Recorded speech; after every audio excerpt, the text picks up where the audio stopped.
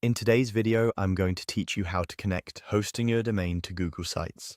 If you already have a Google Sites project and a domain registered at Hostinger, this walkthrough will help you point that domain to your site so visitors can use a clean, professional web address.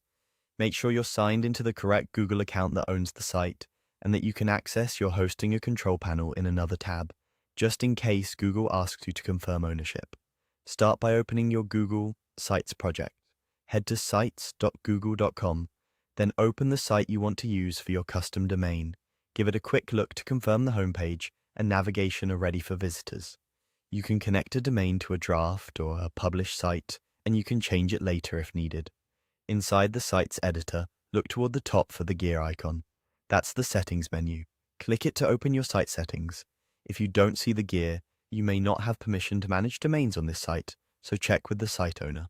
In the Settings panel, choose Custom Domains. This is the area where Google Sites lets you map your project to a domain you already own. You'll also find any domains you've connected in the past here, which makes it easy to review or remove them later. Next, select Connect Domain. A prompt appears asking for the domain you want to use. Type your Hostinger domain exactly as it's registered, such as example.com, or enter a subdomain like www.example.com if that's what you prefer. Using www is common because some providers make Apex to www redirects and certificates simpler, but either option works.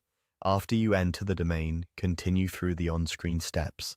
Google Sites may guide you to verify that you own the domain and to point your DNS records to Google.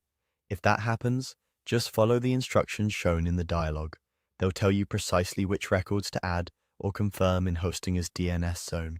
Changes to DNS can take time to propagate, typically anywhere from a few minutes up to 48 hours, so don't worry if the domain doesn't work immediately. When the connection finishes, visit your domain in a fresh browser tab to test it.